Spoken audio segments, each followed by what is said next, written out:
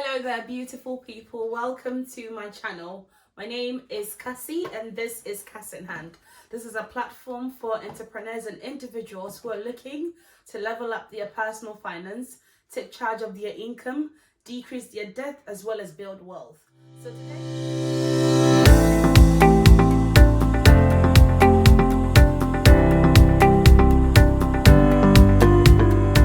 So today we are talking about the practical steps to becoming debt-free.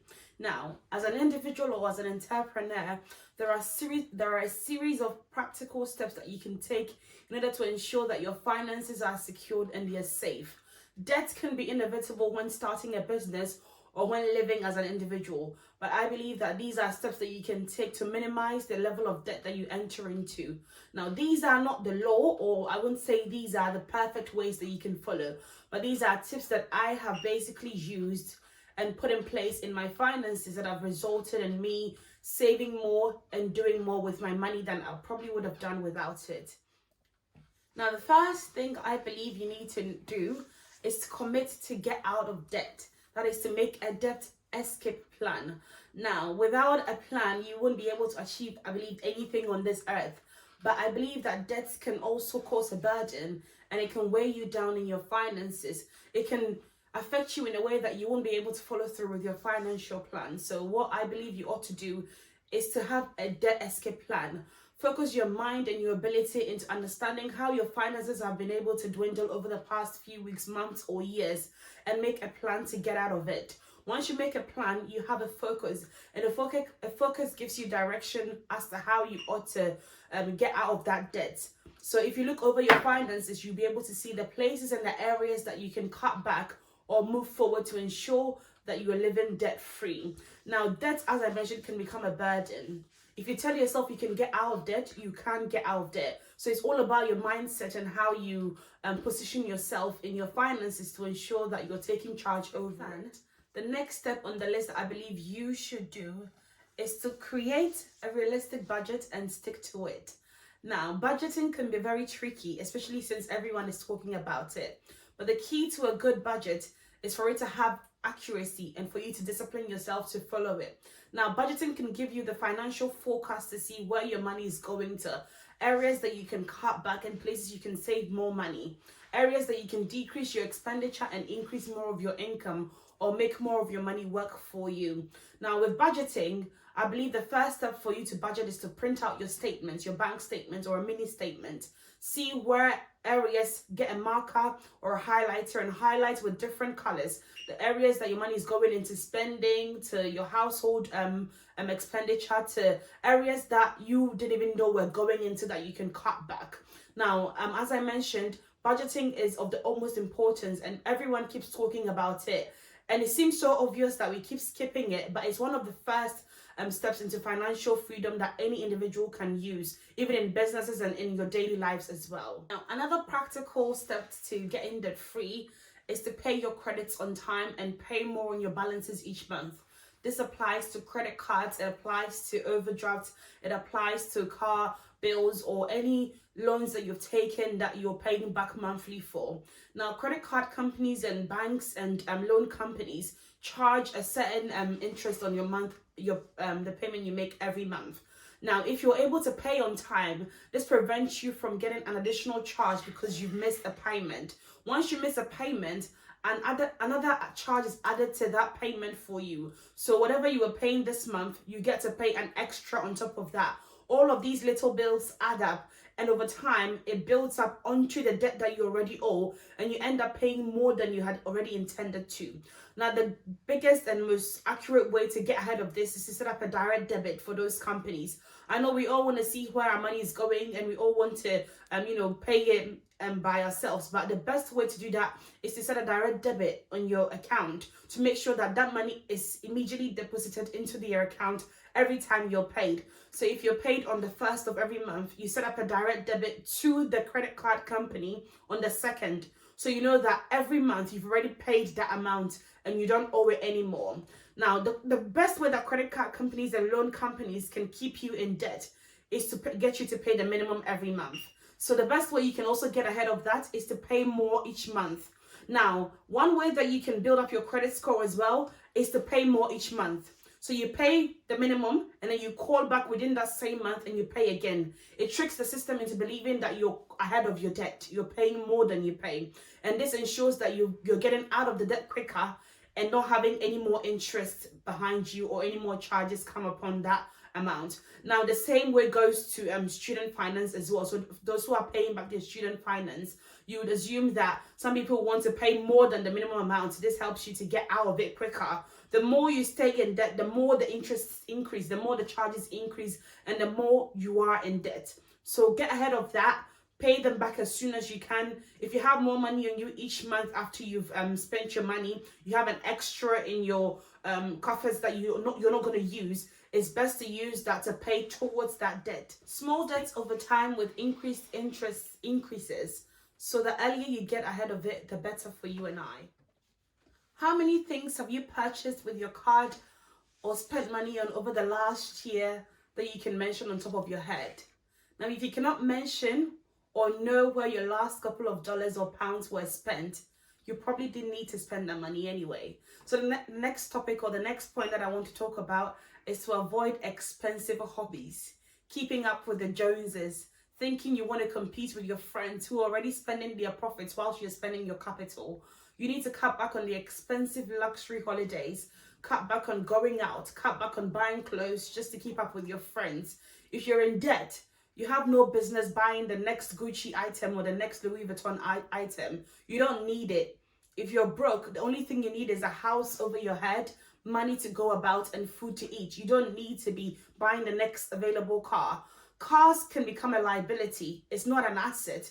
If you don't have the money to purchase it by cash, I would suggest not buying it with a loan, because over time it dwindles in value and you can't get your money that you spent on it back. Another area that you can cut back or avoid an expensive hobby is to cut back on going out. As I mentioned earlier on, you go out to spend money when there's food at home. Pack your lunch instead of spending every couple money that you have on Uber Eats and on Deliveroo, buying food that you don't even need to eat just because you see that it looks fancy on the website or on the app that you have.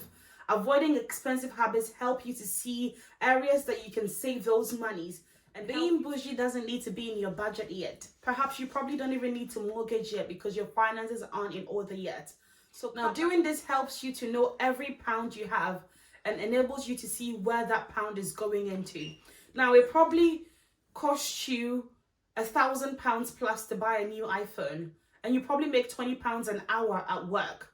Now, that means that you have to work at least 5 times that hour that you worked in order to purchase a new iPhone. So the next time you're going to buy a new phone, put in mind that you would have to work your shift 5 times in order to get that money to pay for that phone. If it doesn't make sense to you, do not buy it. You probably don't need to mortgage yet because your finances aren't in order. The fact that your friend is buying a house or your friend is buying a bag or a shoe or something doesn't mean that you need to buy it as well. Avoid expensive habits. Cut down on the subscriptions. Look on your phones, your cable TVs, Netflix. You've got Netflix, you've got Hulu, you've got Disney, you've got every sort of subscription that there needs to be, and you probably don't need it. You can cut all of that and stick to one. You could also save a couple of pounds by changing the way you run your household, so cutting the cost of your essential living. So you can review your bills and your electricity companies and switch to companies that offer you a better deal for less of your money. So you can also review your mobile and your landline packages. You can also cut down on your cable TV. As I mentioned earlier, your Sky subscriptions, you can cut some of it off. And all of these areas would also enable you to save money. You could also negotiate for a lower rate on your interest with the companies that you owe money to. So as I mentioned earlier, credit cards, bank loans and stuff like that, you can call them and negotiate with them on areas that they can cut off some of the interest on your credit debts as well as your balances for you. Now, this all depends on your history with the company, how well you're able to pay back the money you've spent, how much you pay back each month, your trustworthiness and your level of discipline with how you have managed your debts and your loans over the past few years. So you can't just jump up to them and say, can you reduce it? There has to be a relationship between you and the company, a long-standing trustworthy relationship, as I mentioned earlier, that can help them, enable them to see that you are trustworthy enough for your interest It would amaze you how many companies are willing to actually reduce it for you.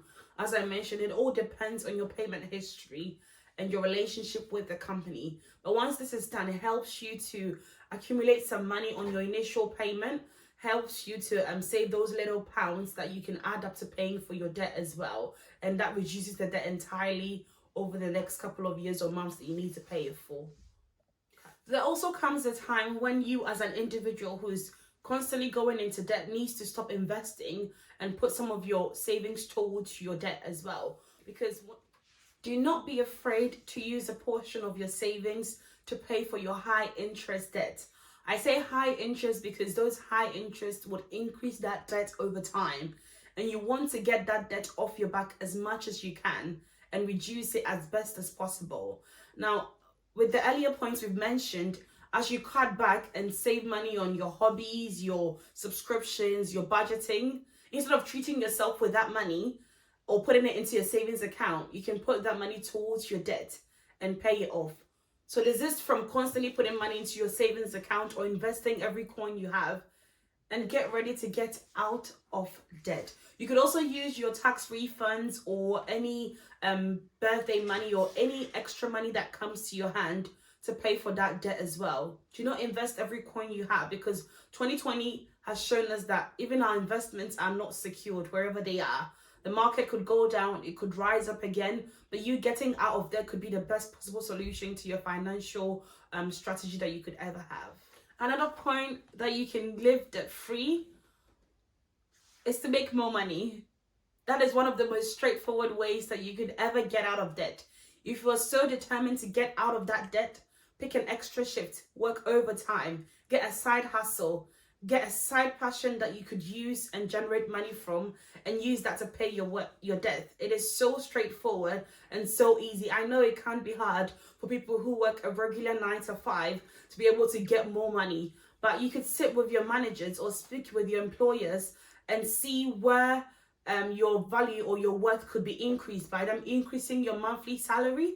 So once you get that increase, you're able to put some of that towards your debt and decrease it as much as you can.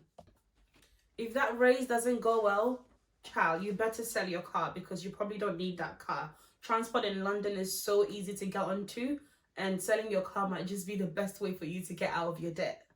One of the extreme measures that you can take in order to get out of debt or living debt free is to transfer your credit card balance. So for some companies and for some credit cards, you are able to transfer a high interest rate account into a 0% deal one, where your account is transferred, or your debt or your balance is transferred into one that you don't have to pay interest on for, let's say, 12 months. Sometimes doing that might just free up some money for you to pay towards that debt before you get back onto the normal paying or the normal interest rate that you have. There are a lot of offers and deals available online. If only you search, you might be able to come across them as well. Now, once you decide to do that, ensure that you read and understand the terms of the loan that you're transferring it into, because sometimes there might be hidden costs between the terms and conditions that you probably have no idea. So ensure that if you decide to do that, you understand what the credit card company or the bank or that company is offering you and what you're willing to take, because sometimes the 0% deals aren't always 0%. You end up paying a couple of pounds at the end. So make sure you're reading to understand what you're going into. Now, for some people and for some entrepreneurs who have entered into businesses that they've encountered so much debt that they're unable to get out of, your last resort might be to file for bankruptcy. Now, this should be the last step. That is after you've tried every single thing and it hasn't worked for you. That is when you do that. So banks and loan companies can help you to file for bankruptcy. That is when you have no income and you've accrued so much debt that you're unable to even live your normal day-to-day life. They're able to forgive that loan. So you file to discharge those debts in its entirety. Now, in the UK, I know there are some charities that can help you to get out of debt. As I said, these are not little debts like, car or laptop or phones that you've bought. These are debts that you've accrued over time that is constantly overwhelming. Now, this might be quite funny that I'm even saying this at all, but I believe there's one thing that we can do that can help us to see money in a different light and help us to get out of our debt, and that is giving. If you're a Christian watching me, I believe you understand that Bible makes us to understand to give our 10% every month towards our tithes to help the work of God. Now, if you're able to give this towards the work of God, He's able to bless our generosity and enable us to discipline ourselves enough to look after our money. Now, if you're not a Christian or you don't believe in tithing, you can also give to charities and people who are in need. Now, giving does something to you that you probably never saw coming. It changes your spirit. It enables you to see money in a different light. It prevents you or your debt from overwhelming yourself or putting you in a dark space, because once you give, you receive light, you get happy because you've been able to help someone else, and that gives you the courage and the strength to go through your own debt easily as much as you can. Thank you so much for coming to watch this one as well. Now, I would want you to go in the comment section and leave any advice or any tips that you can give to anyone watching on how they can live debt free or live better or manage their money better in 2020. And also leave a comment as well on any topics that you would want me to talk about. Give it a like and also subscribe to my channel. And please share with friends and family. And thank you so much. Bye-bye.